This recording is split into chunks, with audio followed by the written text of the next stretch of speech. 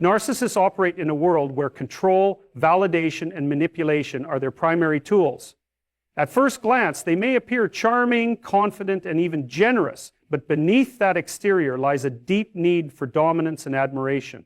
Unlike most people who appreciate kindness and reciprocity, narcissists view these traits as weaknesses to exploit. They interpret compassion as an opportunity to manipulate, and they see patience as permission to push boundaries. Understanding this fundamental difference is the first step in recognizing why traditional approaches like being nice, accommodating, or overly empathetic simply do not work on them. At the core of a narcissist's behavior is an insatiable hunger for attention, whether positive or negative. If they can't be adored, they would rather be feared, and they will go to great lengths to ensure they remain the central focus in any relationship. They feed off emotional reactions, whether it's admiration or distress, because both reinforce their sense of control. This is why kindness, when given freely and without firm boundaries, often backfires. Instead of responding with appreciation or respect, narcissists interpret generosity as a signal that they have more power over a person, leading them to push further, take more, and give less in return. Another crucial aspect of narcissistic behavior is their lack of genuine empathy. While they can mimic concern or affection when it benefits them, their understanding of others is rooted in calculation rather than compassion. They do not connect with people on an emotional level, but rather assess how much they can extract from them. This is why attempts to appeal to their sense of fairness, kindness, or understanding often result in frustration. Narcissists do not operate based on mutual respect. They operate based on self-interest. If being cruel, manipulative, or dismissive serves them better than being kind or cooperative, they will not hesitate to take that path. One of the most deceptive traits of a narcissist is their ability to present themselves as victims when necessary. If confronted about their behavior, they will often flip the script, painting themselves as the one who has been wronged.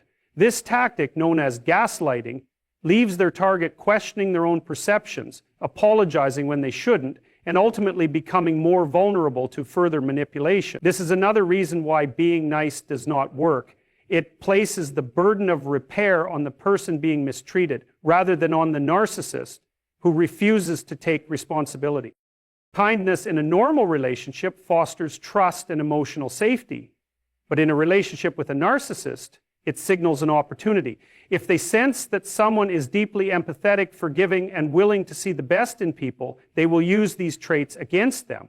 This often leads to cycles of manipulation where the narcissist alternates between being charming and being cruel, keeping their target emotionally off balance. When kindness is met with occasional reward, the person on the receiving end is more likely to stay, hoping for the good moments to return, even when the bad ones far outweigh them. So, what happens when someone continues to be nice to a narcissist, even in the face of manipulation and disrespect? The narcissist's behavior does not improve, it escalates. They test limits, seeing how much they can take before there is pushback. If there is no firm boundary, they become more demanding, more entitled, and more dismissive of the other person's needs. Instead of appreciating kindness, they exploit it until there is nothing left to take. The reality is that narcissists do not change because someone treats them well. They change their behavior only when they no longer get what they want. This is why setting boundaries and shifting one's response is far more effective than trying to appeal to their sense of decency. Niceness, when used without boundaries, tells a narcissist that their behavior is acceptable, that they still have control, and that their manipulation is working. To truly break free from their influence, one must understand that kindness alone is not enough. It must be paired with strength, self-respect, and the ability to enforce limits. Being nice to a narcissist doesn't make them kinder, more understanding, or more reasonable. In fact, it does the opposite. Narcissists see kindness not as something to be appreciated, but as a tool they can use to their advantage. When someone continuously responds to their behavior with patience, forgiveness, and a willingness to smooth things over, the narcissist takes this as confirmation that they hold the power in the relationship. They do not feel inspired to change, they feel emboldened to take more. Narcissists operate on a different set of rules than most people. In a healthy relationship, kindness fosters connection and mutual respect, but with a narcissist, it only reinforces their sense of superiority. They believe they deserve special treatment, and when they receive kindness in response to their bad behavior, it only affirms that belief. They take it as proof that they are more important, more deserving, and more in control than the other person. Instead of reciprocating kindness with kindness, They see it as weakness and an opportunity to push further. One of the most frustrating aspects of dealing with a narcissist is that they thrive on conflict so long as they are the ones controlling it. When someone is nice to them in an attempt to avoid tension, they recognize it immediately and use it against them. They manipulate the situation by creating problems where none exist, twisting words, or provoking emotional reactions. Then, when the other person inevitably responds, the narcissist turns it around, accusing them of overreacting or being too sensitive. This is how they maintain control. They make others feel like they are the problem, even when they are the ones causing the harm. Many people assume that if they can just explain their feelings, reason with the narcissist, or show them enough kindness, they will eventually be understood. But narcissists are not interested in understanding. They are interested in winning. Every conversation, every argument, every interaction is a game to them, one in which they must come out on top. The moment someone tries to appeal to their sense of fairness, they know they have the upper hand. They will drag out conversations, twist meanings, and shift blame until the other person is exhausted, frustrated, and willing to back down just to keep the peace. This is why being nice does not work. It assumes that the narcissist will recognize and respect the other person's goodwill. But narcissists do not view relationships as equal partnerships. They see them as hierarchies in which they must always have the upper hand. When someone continuously tries to accommodate them, they see it as submission. And once they sense submission, they push further, becoming more demanding, more entitled, and less willing to compromise. Another reason why niceness fails is that narcissists are skilled at weaponizing it. When they realize someone is genuinely kind and wants to maintain a peaceful relationship, they exploit that desire. They make subtle demands, guilt trip, or create situations where the other person feels obligated to prove their loyalty and devotion. They may say things like, "If you really cared about me, you would do this for me," or "I guess I was wrong to think you were different." These tactics are designed to make the other person feel responsible for the narcissist's emotions and actions. Instead of recognizing their own toxic behavior, they manipulate others into feeling guilty for not doing enough. The problem with being overly accommodating is that it allows the narcissist to control the dynamic of the relationship. They set the terms, and the other person is expected to follow them. The more someone gives, the more they expect. And when they don't get what they want, they react with anger, silent treatment, or even playing the victim to regain control. It becomes a never-ending cycle where the other person is constantly trying to keep the narcissist happy, yet nothing ever truly satisfies them. The key to breaking this cycle is recognizing that niceness alone will never change a narcissist. They do not respond to kindness the way emotionally healthy people do. The more someone bends to accommodate them, the more they will take advantage. Instead of trying to make peace through niceness, the only way to shift the dynamic is by setting firm boundaries and refusing to engage in their manipulative tactics. Narcissists only change their behavior when they realize they no longer have the power they once did. Setting boundaries with a narcissist is not just important, it's essential. Without them, the narcissist will continue to manipulate, control, and take advantage of any situation. Unlike most people who respect boundaries as a sign of mutual respect, narcissists see them as obstacles to their control. They will test them, push them, and try to wear a person down until they get what they want. That's why boundaries with a narcissist have to be firm, clear, and consistently enforced. At first, setting boundaries can feel uncomfortable, especially for those who are naturally kind, accommodating, or conflict avoidant. Narcissists rely on this discomfort. They manipulate people into feeling guilty for asserting themselves, making them believe that setting a boundary is an act of selfishness rather than self-respect. But the truth is, boundaries are not about controlling the narcissist's behavior. They are about controlling what a person is willing to tolerate. They define what is acceptable and what is not, ensuring that emotional, mental, and sometimes even physical well-being is protected. One of the biggest mistakes people make when trying to set boundaries with a narcissist is expecting them to accept or understand those limits. Narcissists do not respect boundaries. They see them as challenges. The moment one is set, they look for ways around it. They push, they test, and they manipulate to see if the boundary is truly firm. This is why consistency is key. If a boundary is set, but then ignored or changed under pressure, the narcissist sees this as a victory and becomes even more determined to break through the next one. For boundaries to work, they have to be clear and non-negotiable. Instead of vague statements like, I wish you wouldn't talk to me like that, it has to be direct. If you continue to speak to me disrespectfully, I will end this conversation. Instead of pleading for better behavior, it has to be a statement of action. If you continue to ignore my needs, I will remove myself from this situation. The boundary must be stated without emotion, without room for negotiation, and with the absolute intent to follow through. Narcissists pay attention to actions more than words. If a boundary is set but not enforced, they learn that it's meaningless, and they will continue their behavior without consequence. Enforcing boundaries with a narcissist often leads to resistance. They do not like losing control, and when they realize someone is standing firm, they escalate their tactics. They may use guilt, anger, silent treatment, or even playing the victim to get the person to back down. They might say things like, "You're being so dramatic. I can't believe you would treat me this way," or "After everything I've done for you, this is how you repay me." These are all strategies designed to break down a person's resolve and make them question whether they are being too harsh. But standing firm is the only way to maintain control of the situation. Another challenge when setting boundaries is that narcissists often try to turn others against the person who is enforcing them. They may spread false narratives, paint themselves as the victim, or try to get mutual friends, family members, or coworkers to take their side. This is why it's crucial not to seek validation from the narcissist or those they manipulate. The boundary is not up for debate. It is not about convincing the narcissist or others that it is justified. It is about maintaining self-respect and emotional well-being. For some, limiting contact or going no contact is the only way to truly enforce boundaries.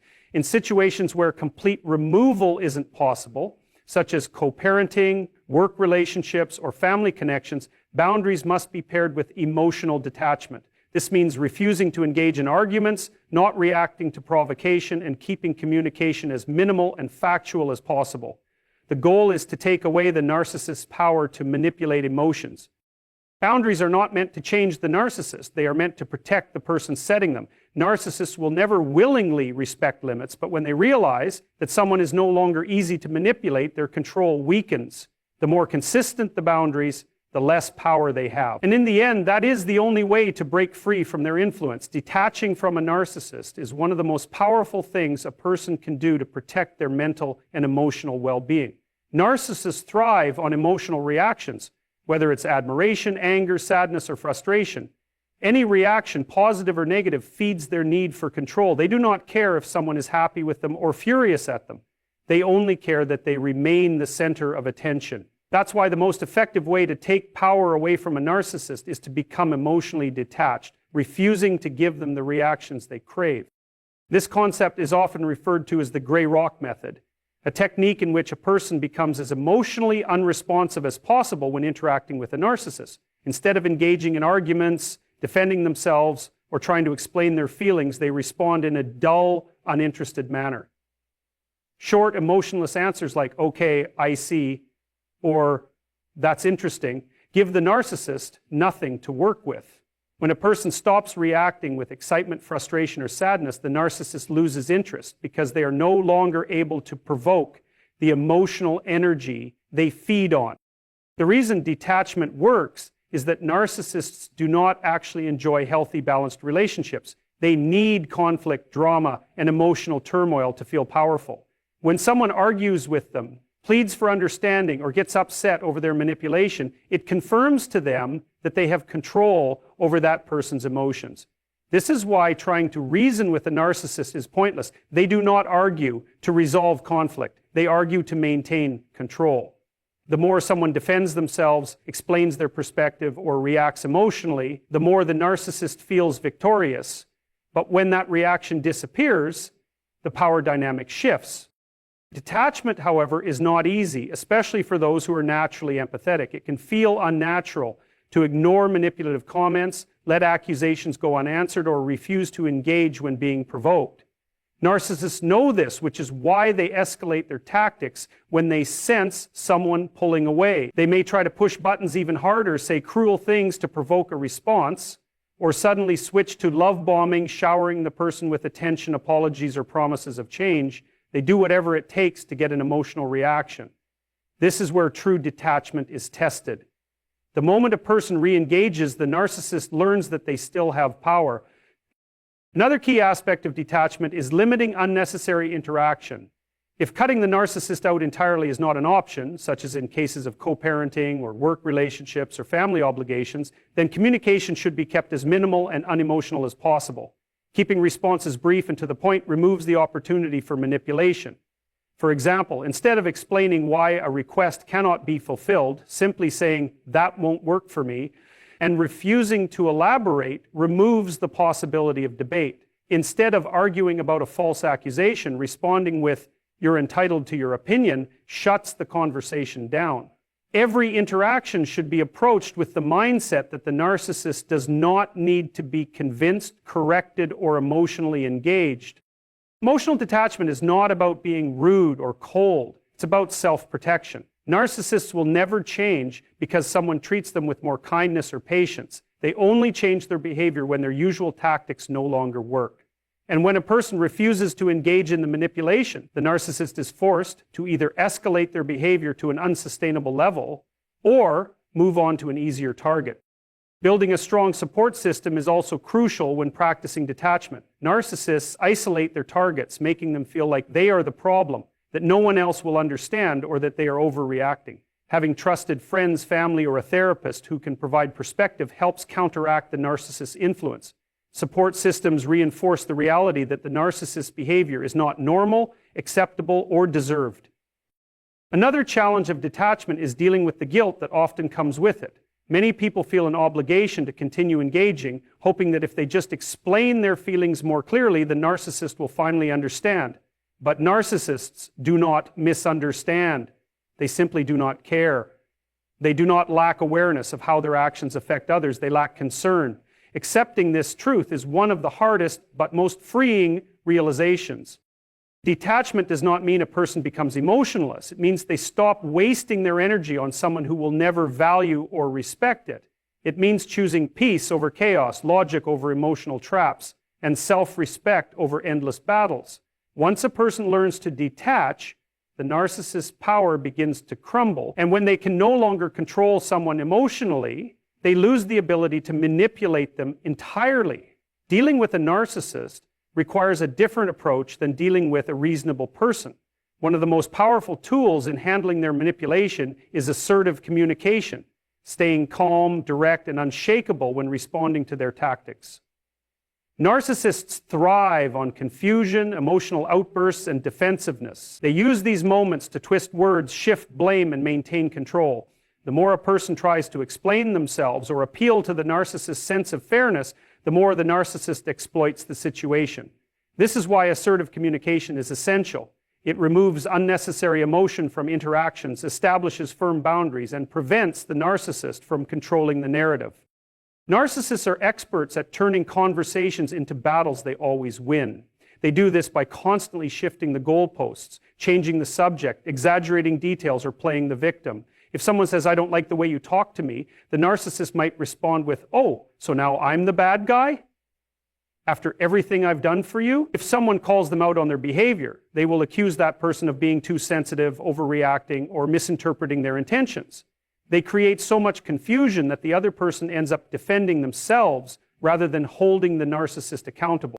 This is where assertive communication changes the game. Instead of engaging in their traps, the best response is calm, clear, and unemotional. Instead of saying, "You're always making me feel guilty," an assertive response would be, "I won't continue this conversation if guilt tripping is involved."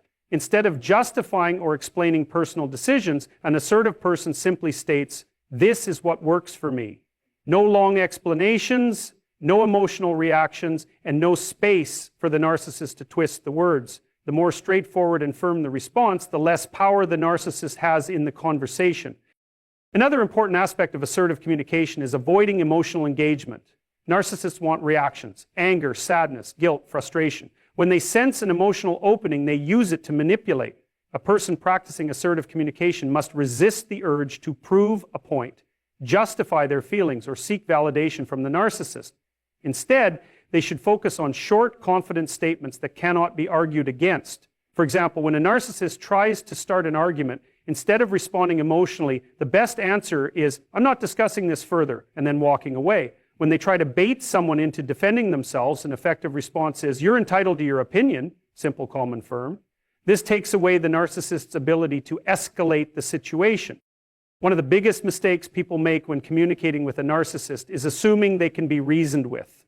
A narcissist does not enter a conversation with the goal of understanding or resolving issues. They enter it with the goal of winning. They manipulate, distort, and provoke to ensure they remain in control. That's why traditional problem-solving techniques don't work. With a narcissist, facts don't matter, logic doesn't matter, and fairness doesn't matter.